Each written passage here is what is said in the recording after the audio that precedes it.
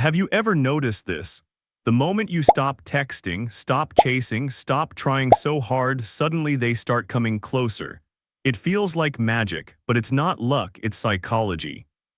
And today, I'm breaking down the 4 psychological reasons this happens, not so you can play games, but so you understand how human attraction actually works. Because once you see this, you'll never confuse effort with value again. Principle 1, the scarcity effect. Here's a truth most people miss. The brain values what feels limited.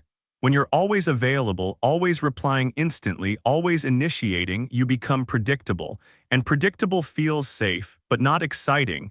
The moment your attention becomes less constant, the brain shifts. Wait, something changed.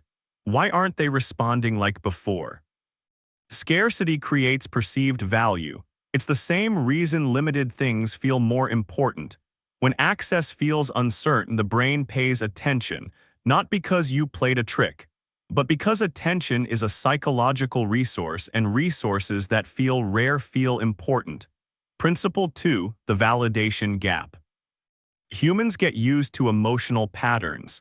If someone receives regular attention from you, their brain quietly adds it to their sense of normal. Then when that attention suddenly disappears, the brain notices the gap. Why does this feel different? Did something change?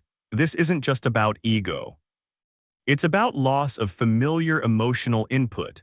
When something that felt stable becomes uncertain, the brain tries to restore that balance. And that often looks like them reaching out more. Not always because of deep feelings, but because humans naturally respond to emotional shifts. Principle 3, uncertainty activates emotion. Here's a psychological fact. Predictability creates calm. Uncertainty creates emotional energy. When someone knows exactly how you'll act, there's no mystery, no mental engagement. But when your behavior changes slightly, the brain starts asking questions. What are they doing? Why are they different? What does this mean? That mental engagement creates emotional activation, and emotional activation often gets mistaken for attraction.